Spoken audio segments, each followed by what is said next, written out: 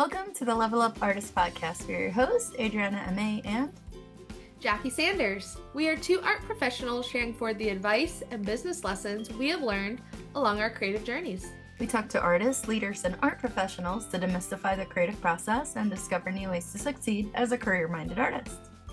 If you find value in these conversations, please go ahead and subscribe. This will help other creatives like you find our podcast, and you'll be notified when we drop a new episode. On today's episode, we are doing a very casual studio update, which is actually going to be our last studio update of the year before our end of the year check-in, which is pretty wild.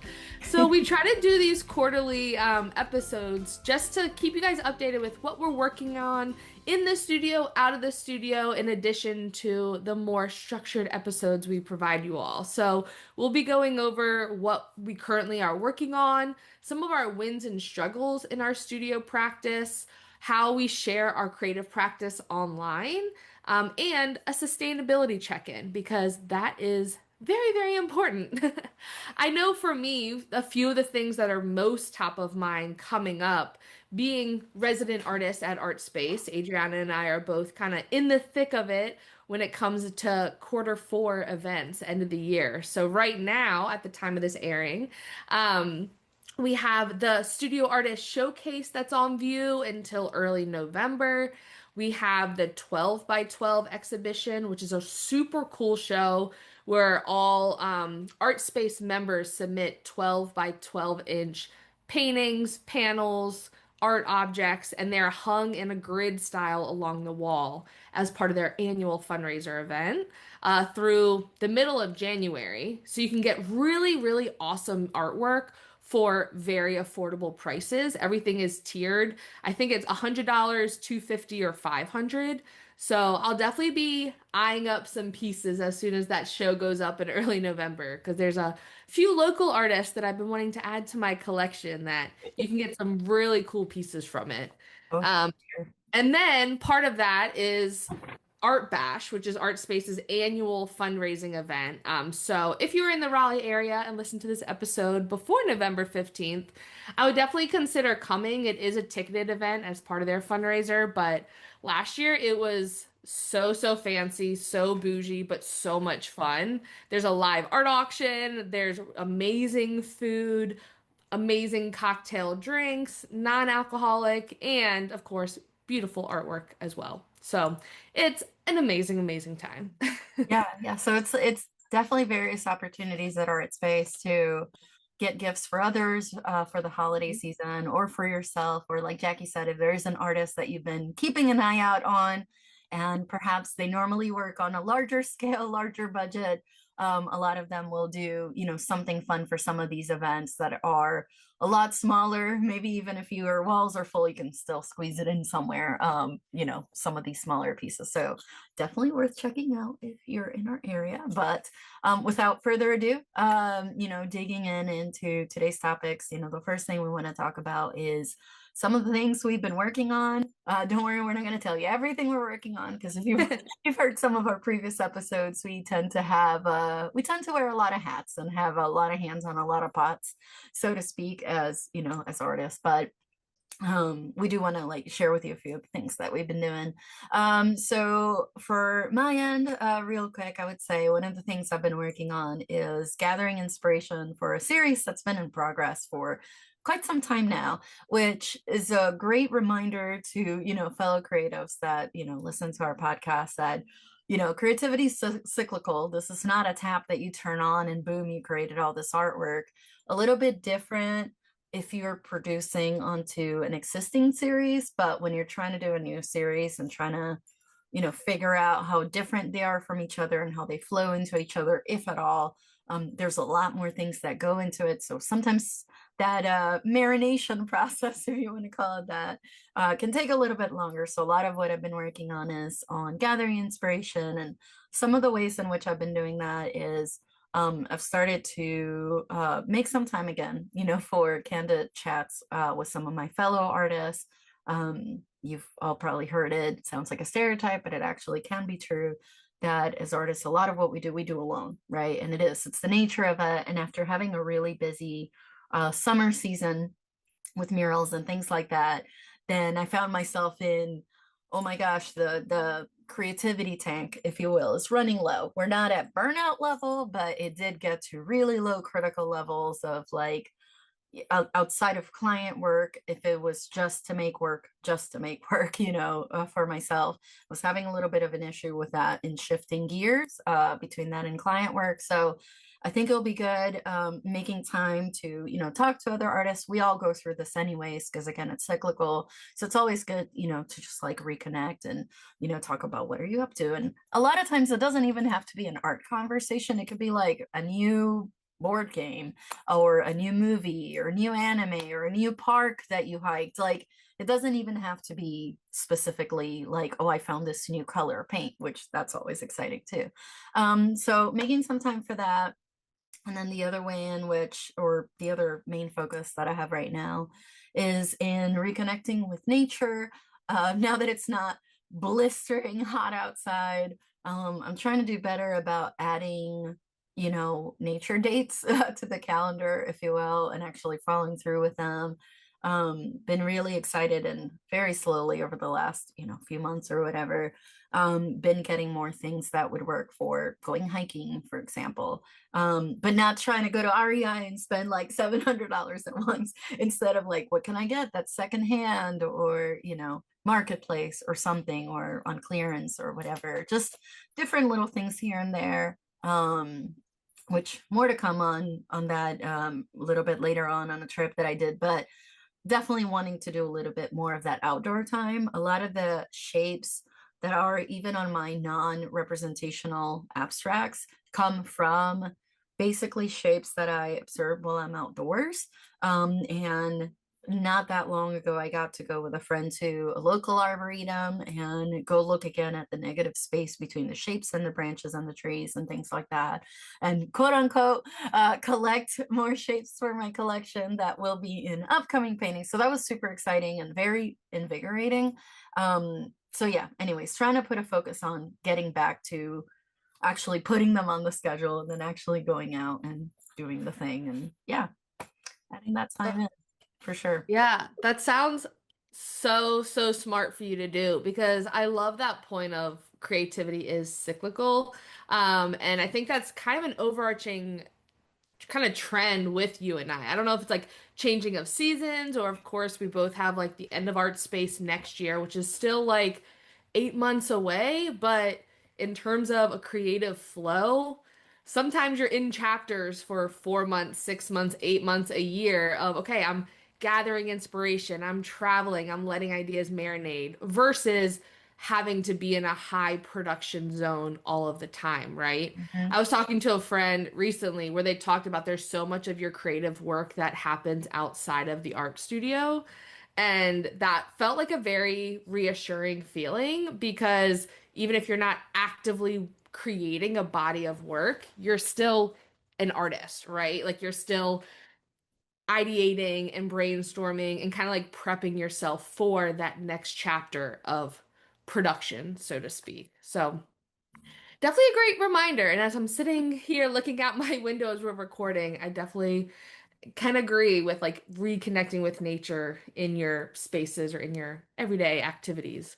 And it's Um, so nice outside for us right it's now. so nice. Oh my goodness. Yes. If anyone's in North Carolina, it's like that prime fall weather, like not too hot, not too cold, a light breeze. It's Chris. perfect. Yes. And I feel like kind of related. One of the things that I've really been focusing on is changes to my schedule, to my physical spaces, and to my studio to prepare for downsizing my creative practice. I feel like we could probably even do like a whole episode on that. Maybe we should coming up for prepping for like any kind of large change in your life or in your creative practice. But right now, it's been a fun challenge of really looking at, okay, here's all the materials I have in my studio. What can I use up? What panels, what paintings, what do are paintings that I don't see selling that maybe I paint over or not? So that's been a really fun challenge. And I feel like part of that has also been what we talked about in a previous episode with creative hobbies, my kind of home renovations in preparation because possibly considering going back to a home studio again, which when you live in a small space, my home's like 500 square feet, you have to get very creative with that. And my I would say adult art making journey when I moved here to Raleigh started with just like a simple desk in the corner of my second bedroom. And I kind of love the full circle moment of returning back to that, having had a public facing studio and done all these projects. But to your point, just really reconnecting to, okay, what was I originally inspired by? How have I grown over the past 5 years? And just allowing myself to have that space to breathe and reflect before entering into this new chapter.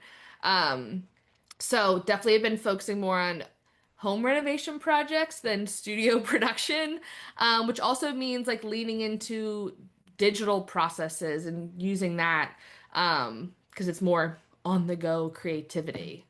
But I mean, obviously, the holidays are coming up, so that is a focus of my mind right now. Still having public facing studios. We're not like days away by any means, but focusing on preparing for the holidays. So I am going to be doing my mystery bags again in my studio, where I have art products, original art pieces, works on paper that are all packaged up with tissue paper, and then people purchase them either for themselves or for a friend at a total value savings. So rather than discounting my work, it's essentially okay, if you spend $88 on this gift bag, it's guaranteed to have more than $100 worth of art and art products, that kind of thing. So they were really popular last year, so I'll definitely be doing them again this year. And hopefully haven't started painting yet, but gonna have some new paintings to use up panels, use up paint, and inventory before I move out next year. So I'm excited. I have a few ideas that I've been marinating for a few months now that I'm excited to bring to life, but they'll also be at very very affordable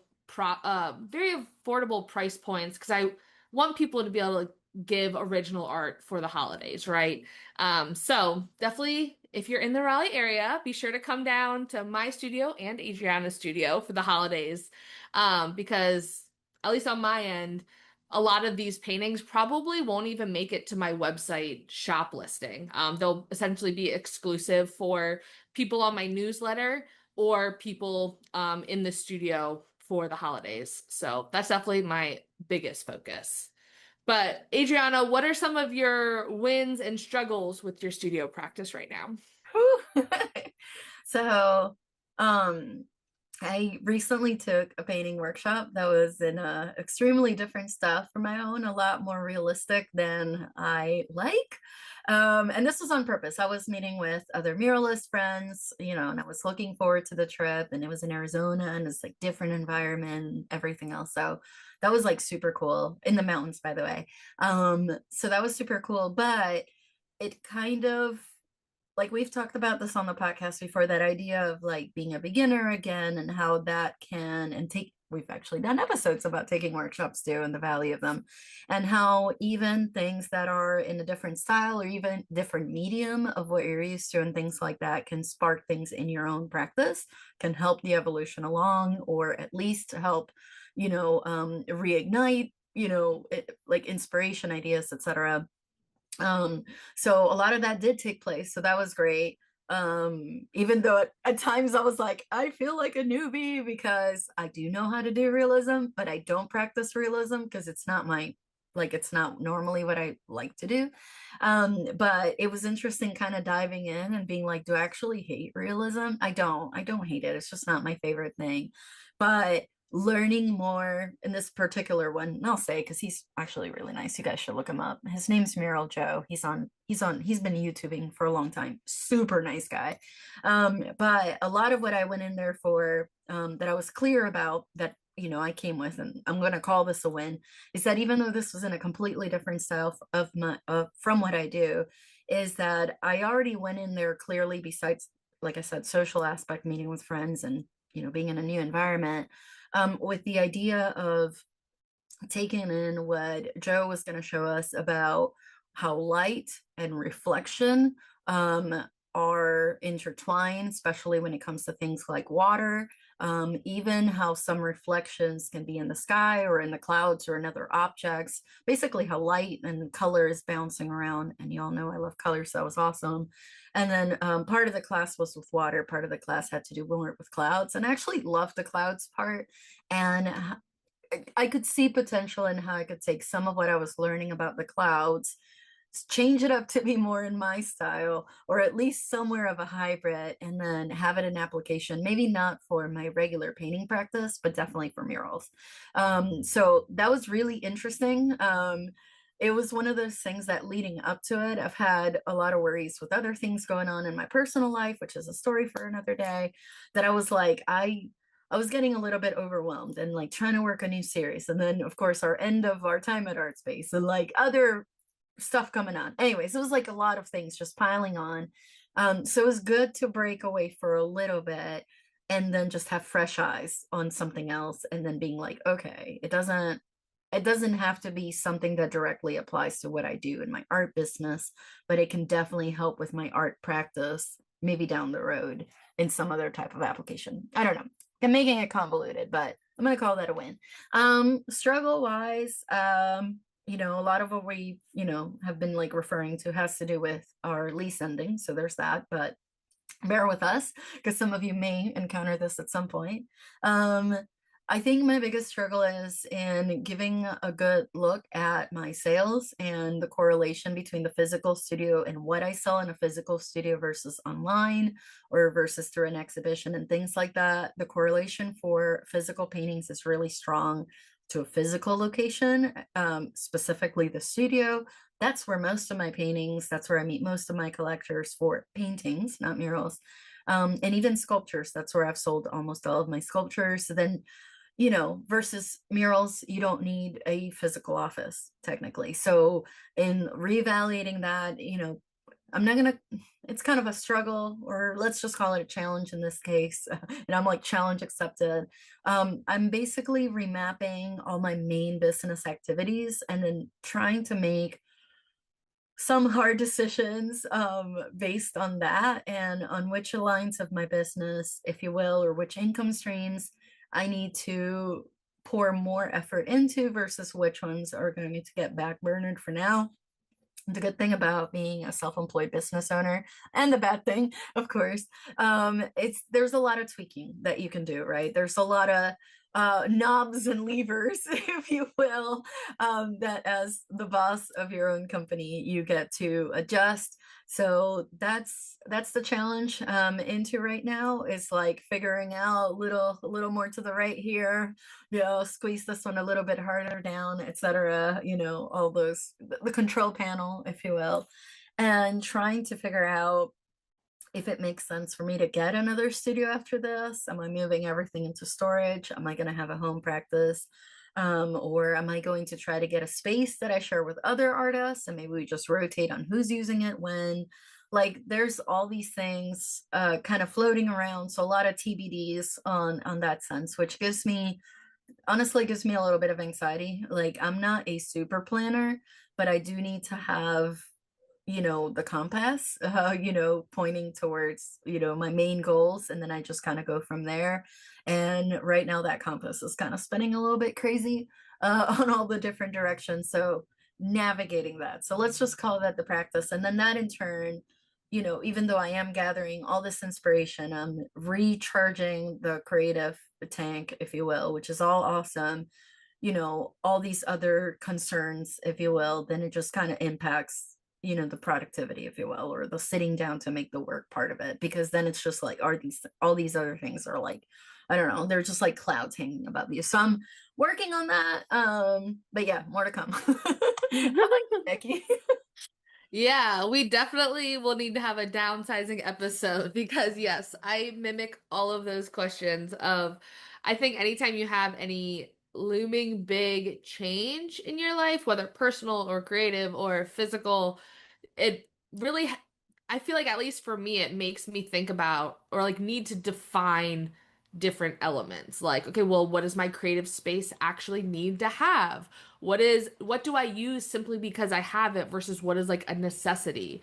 And I think that's been my biggest both win and struggle of my studio practice right now, and like that looming question that I'm trying to just find as an energizing question of not knowing, of getting back to exploring what that means, because we do have an end date of our time of, okay, over the next 6 months, what will be the most helpful part of my creative practice? Like, if nothing else gets done, if I have no other shows, if I still don't know where my studio space is going to be, like, what am I going to be thankful that I've done during this time? And for me, I think a big part of that is finding the balance between my digital creative practice and my tactile physical one. So I want to stay disciplined with continuing to go digital. It's definitely not a natural impulse for me to have, but part of me is thinking, okay, well, is that just because of the technology barrier of like, well, once I learn it more, it'll become more second nature and I'll be able to reap the benefits of being able to make a straight line perfectly straight or to be able to work on a design throughout my day when I'm have 20 minutes at a coffee shop or 10 minutes waiting in line. Like, will that be more helpful than a hindrance versus kind of reverting back to my what I consider my original studio practice of like a Sharpie and a piece of dot paper and finding almost like freedom of expression with simplifying it down. Like even before painting, before murals, before sharing it online, like really just simplifying my practice and challenging myself to simplify it. So that's, I think, the biggest win and struggle that I've been focusing on. Um, a lot of that is kind of what you were saying, like defining what is needed. So, do I need to have like that paper cover for my iPad? Do I need to set up templates of like, hey, this is a daily practice. I duplicate this document every day, just like I used to do a daily drawing series on physical paper. Maybe it's a drawing series digitally. So I'm definitely going to be focusing on some of those and maybe there'll be more to come of how that went in our end of the year wrap up episode.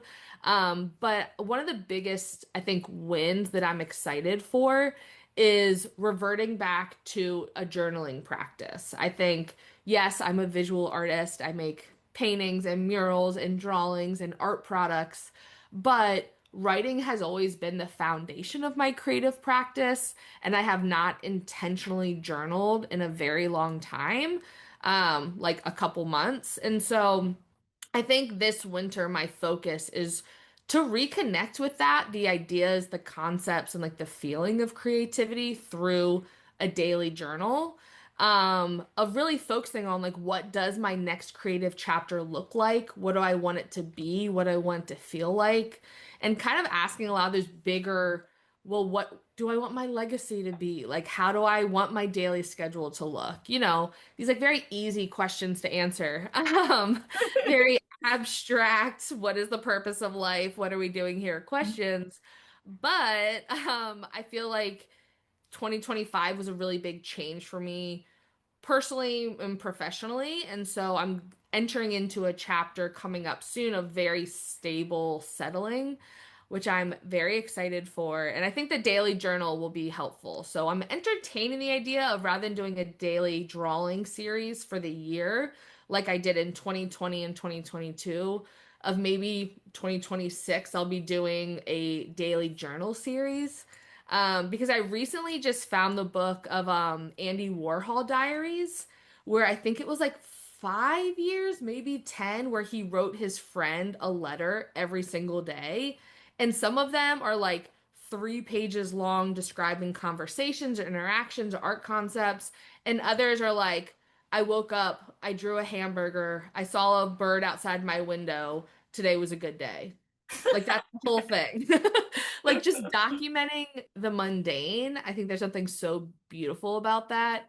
So I don't know. I'm reading that book and it's definitely inspired me. So we shall see what that potentially new and pivotal part of my studio practice evolves into because it feels very much like reverting back to how I started, which feels very good.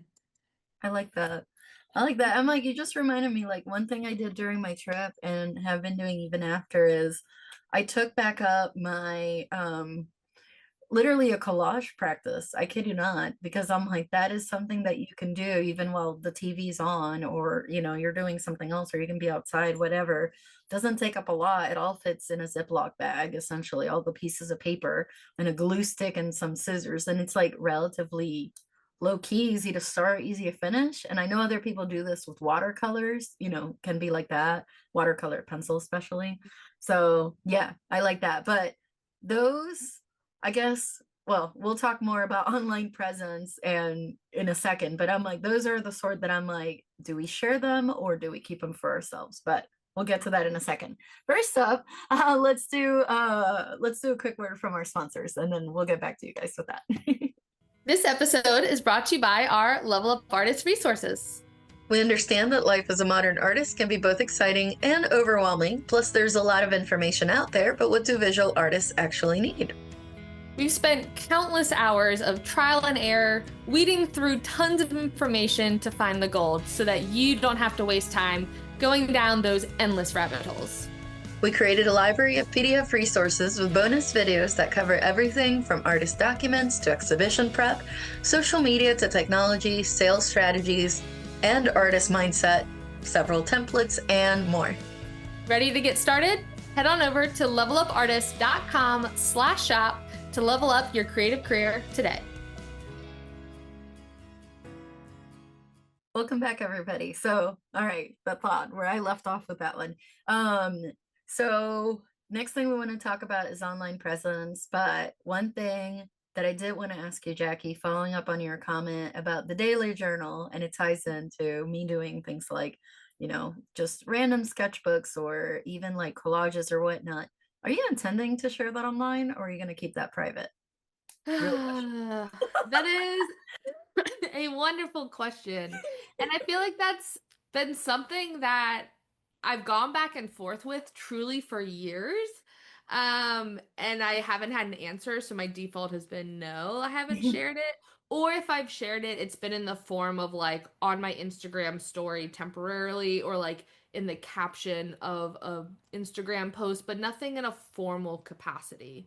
Um, I've always gotten a lot of people responding positively to my journals because I'll like literally post them on the wall in my studio and be like, yeah, if you want to read about this like crazy, highly emotional event that happened to me. Like I never name names and I never like say exact details, but really just focus on the feeling. That's just naturally how I process things in a very logical, removed way. And so I've gotten a lot of positive feedback from them in person, but I've been hesitant to share them in any capacity digitally just because I don't know what that looks like. I don't know if it would be in the form of a book, if it would be form of like, here's my written journal entry, and then here's like a painting or a project that goes with it. I don't know. I don't know if it's a series of like short stories, a series of blog posts. So I have no idea. But if anyone has any ideas or if they would be interested or have an idea of how I could share them in a like tactful way, please let me know on Instagram because I've been battling with it.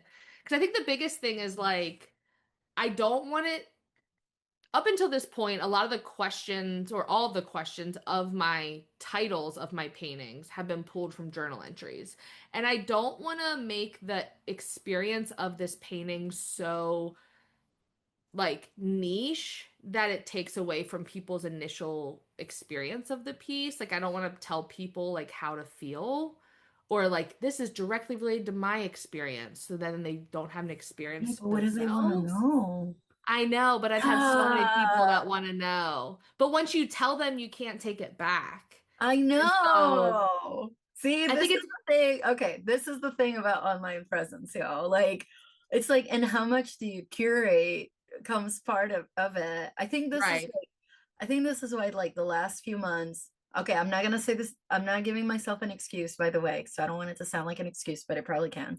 But this is, I think, one of the things that holds me back sometimes from sharing online. I'm like, I'm so in the moment of what I'm doing that I'm like to stop let's say for example I'm out at a park, right, and I'm like I want to share this with people, but to stop and then set a phone and put it on kids, like do a selfie or like whatever, I'm like that's not natural to me. But on the other hand, I wish I could just like hit live, which I mean of course I could hit live and be like, yo, you have to see this, it's so cool, look at this thing. But it's like only the people that are there with me in the moment, or the birds if I'm by myself, I guess the clouds and the birds get to experience that. And I'm like, I know this is something that I I do endeavor to take some of these feelings of excitement and delight and discovery and like translate them through paintings. But I'm always like, by the time that painting's done, and I know it's no longer mine now, it belongs to the person that's going to connect with it, right? I'm like, I may have already moved on from that feeling. So if I were to journal it ahead of time, but if I stop to record it before I journal it, see where I'm going? It's just kind of like a little bit of a cycle of like, in what part is it shareable? And what if that painting evolves past that original story? Like now it's not connect. Anyways, so I've been Yep. struggling a little bit on the online presence side of things. Struggling's not the word. I've just basically ignored it. I'm not proud to say this for the record, but I think, yeah, I think I've had a little bit of resistance. One thing I have been working on behind the scenes, and this is not a coming soon, because I don't want to do that on Instagram or online, regardless, and be like, I'm doing this on other than the podcast, because you've all heard me say this, but um, I don't want to be like telling, like building, I don't want to build or attempt to build excitement for something that I'm not sure when it's going to come out, because that feels weird to me Yeah, unless I you almost go have to like you in, have to have the project like finished before you promote it or at at all. least in progress. Yeah. Yeah. So I haven't been putting like this is not on my Instagram at all, but I have been studying some of the YouTube channels that I enjoy. And they're full range, by the way. They're full range. It's not just art related stuff. And even when I went and did the class with Mural Joe, who's been doing YouTube a lot, like a long time, I got to see his setup and his studio where he records all the videos. That was like really, really cool and kind of reignited the whole like, okay, there's things I want to share, but then also identifying kind of like what some of my resistance has been to Instagram or TikTok. And it's just like, I think it's the speed of it. Like I enjoy the speed of the scroll, but I also dislike the speed of the scroll. It's like it's both, right? I like it and hate it. It just depends on the mood and how much more I'm enjoying the longer form, which I've said this before, but I'm like, I keep going back to it and how I can go and look for what I want, not being bombarded by what an algorithm determines. Even though, yes, I know YouTube has an algorithm too, don't get me wrong, but it's like a different sense of one is like auto playing, and the other one, it shows you options, but I can still scroll at my leisure and find what I want. It's not auto like bombarding. Anyways, so I've been like navigating that. So what I have been doing, which again, I don't put this online until I feel ready, is I've been working on the different outlines for different episodes. They're mostly written out of like, even like what shots I need to take and things like that. It's the recording part that takes a while sometimes. So I'm like, I need to do that. But I've been slowly working towards that. And then my idea is I do have some pre like the captions are ready, the photos are ready, even some of the reels are ready to go out. I don't want to just like post what I have now and then have nothing for months again and then talk about YouTube. I'd rather like have them both out around the same time so it feels a little less empty in between. I don't know how else to explain it, but anyways, there's something coming.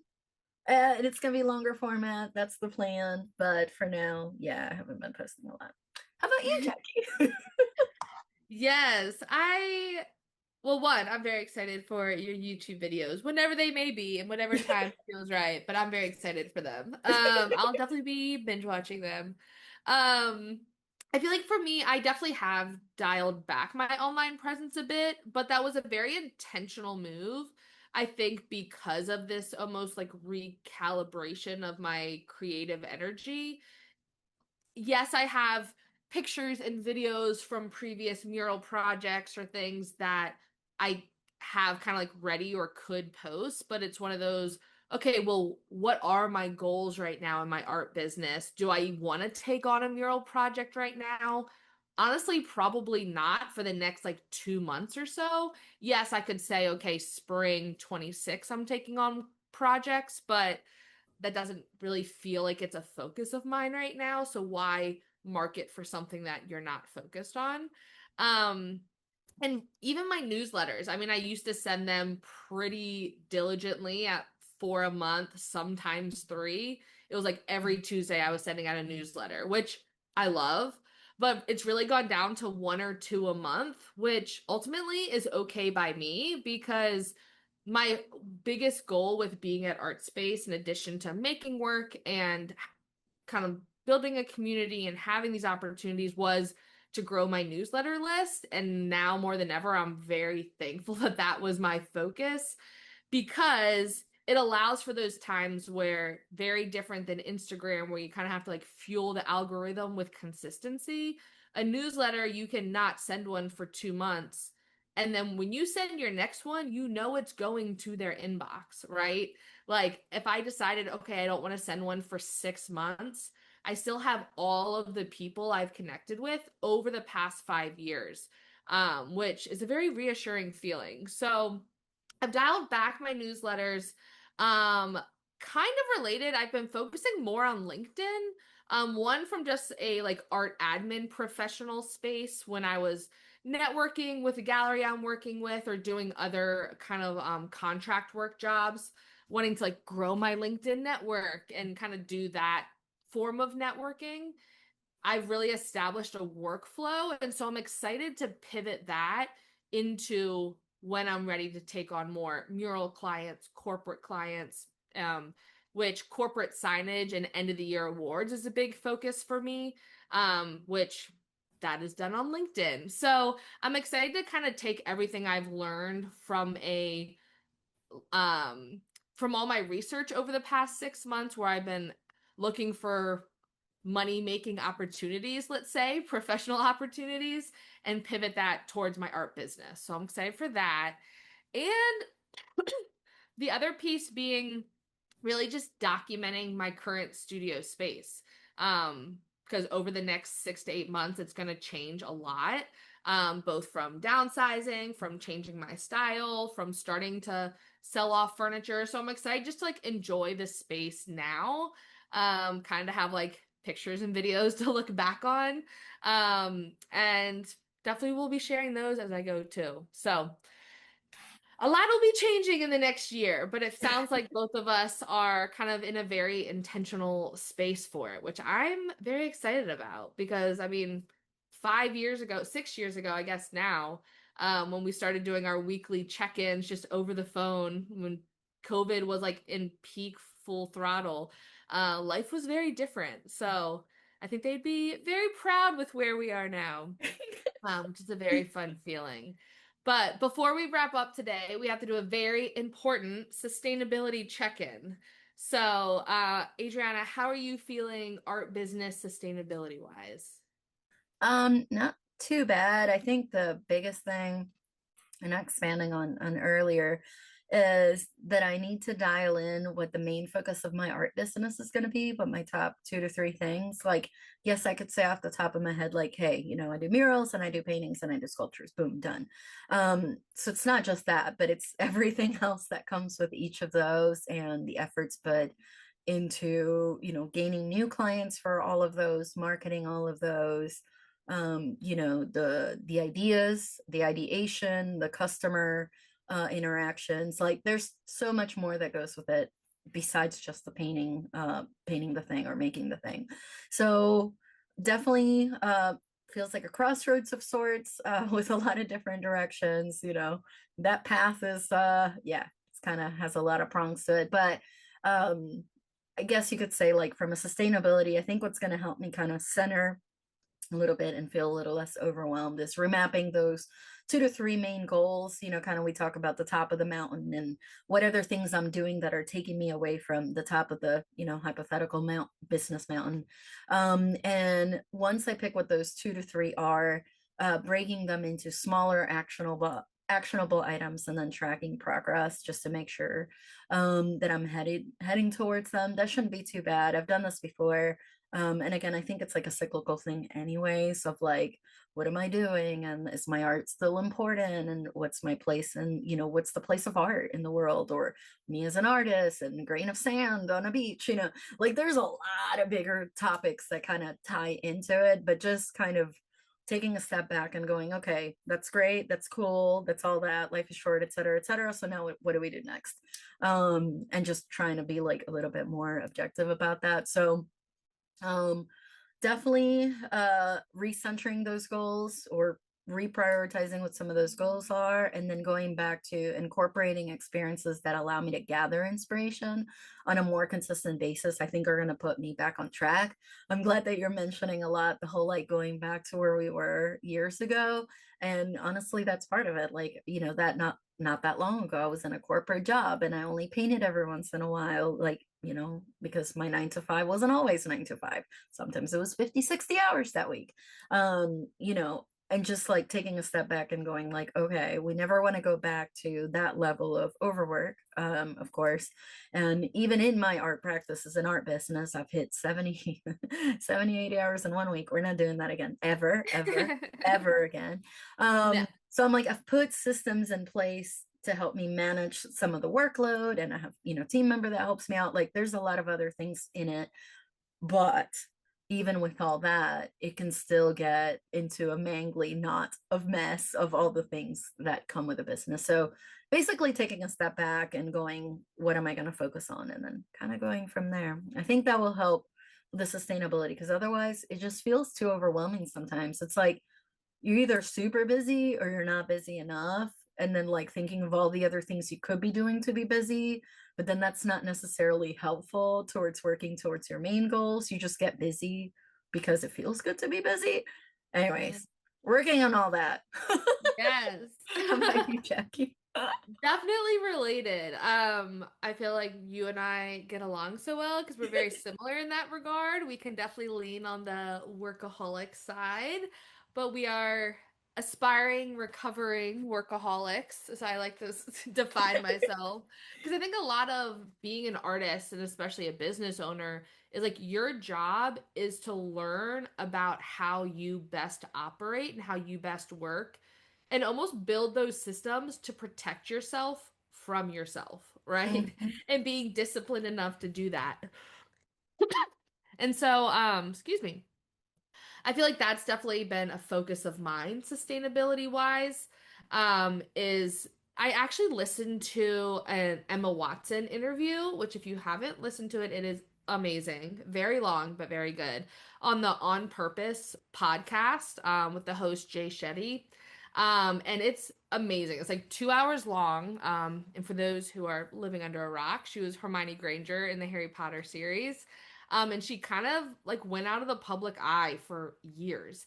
But one of the things that she talks about in that interview is the fact that she felt like because she was such a like perfectionist and workaholic and a people pleaser, her body got used to an abnormally high level of work and stress compared to a lot of people. And it wasn't because she couldn't do the work, but it was like she didn't like the way her body felt in order to sustain it. And it really was a clarifying moment of, I feel like that's how I've been operating, especially this year with juggling like 5 part-time jobs to like kind of make ends meet financially, all jobs that I absolutely love with helping with hosting festivals or working at a gallery or obviously doing my own murals, my own art sales. It's been such a rewarding chapter, but also a highly stressful chapter that is not sustainable, right? And so one of the big questions I've been asking myself is, one, financially, what is that minimum amount of income that I need for my lifestyle that I need to get out of that survival mindset, right? Which has been a very recent evolution of me shifting that mindset rather than just kind of putting your blinders on and like working harder will mean I will get to that calm space one day of recognizing no, like working harder is not always the answer, which for a workaholic is a very hard concept for me to understand, but I am working on it. But also understanding like what work is productive towards the life that I want to be living, which again are very abstract questions, but recognizing like what energizes me versus what drains me.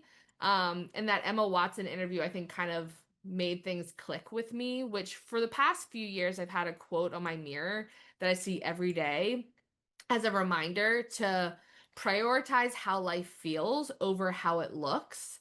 Because I think oftentimes I do focus less on the emotions and more on these milestones and goals and accomplishments.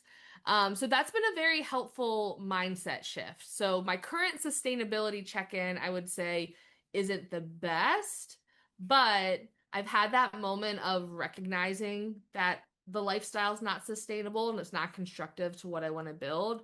So we're in progress of changing that. So hopefully more to come with the end of the year update.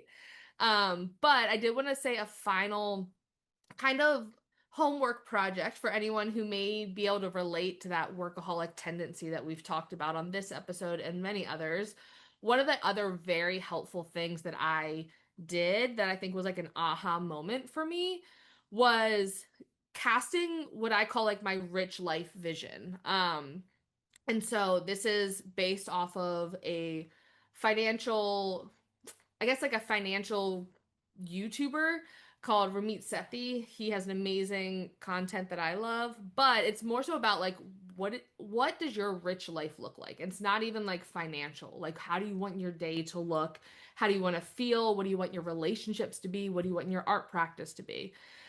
So what I did using lovely ChatGPT as my quasi therapist, even though they're not a licensed therapist, it is not replacement, but like a sounding board. I basically went into like a Word document and just like ranted and brain download of everything that I was thinking, feeling about like my personal life, my work, my health, my mindset, where I am now, where I want to be, what has worked for me in the past, and where do I get frustrated. Like literally everything, focusing on the tactile logistics of my schedule and life, but also like how did I feel during this or that.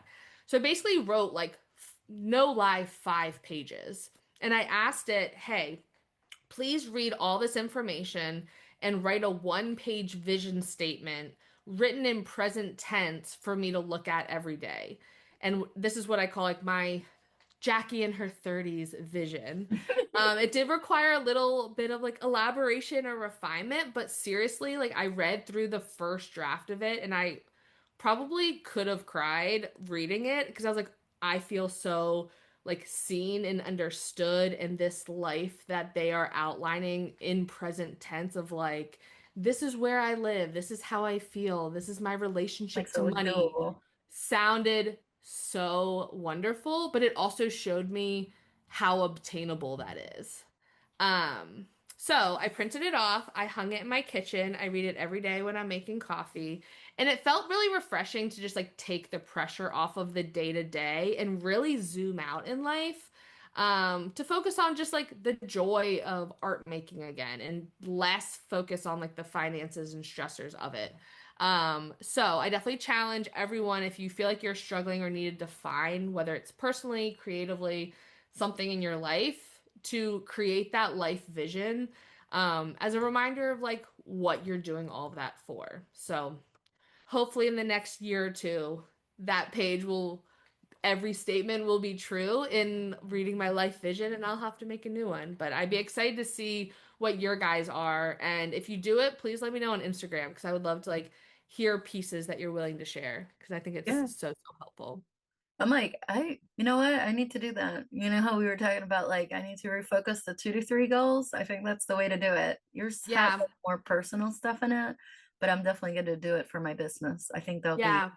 that'll be a good thing because I'm like, I've already fed it everything. It already, It sounds already silly, knows I know. everything about It you. already knows everything. Yeah, exactly. Like I can even be like, write this email like it sounds like me, and I mean, it's fine tuned. It's kind of scary, but cool at the same. But yeah, I might do that. Good call. Yeah. All right. Well, with that, we're gonna go ahead and wrap up our last studio update until, our end of the year reflection, if a few months from now. But yeah, if you have any ideas for us too, or any good resources, free stuff, free videos, especially like YouTube or whatever that you think are in line with what we're discussing or stuff you put together, let us know. You can reach out to us, and we're always curious to find out and interact with you all. But for that, we're going to go ahead and wrap up today's conversation, and we hope you enjoyed this episode. Yep. As always, our blog will be linked in today's show notes, where you will find episode notes and links to all of our other podcast episodes. And if you want to stay connected with us in between episodes, share your feedback, or have a question you would like for us to answer on the podcast, you can reach us through social media. I'm at ameighart across all platforms. And I'm at jsandersstudio on all platforms. And if you want to follow the podcast, we're at levelupartists on Instagram. You could also visit levelupartists.com to get immediate access to template resources and more to level up your creative career today. Thank you so much for listening. We'll talk to you in the next episode.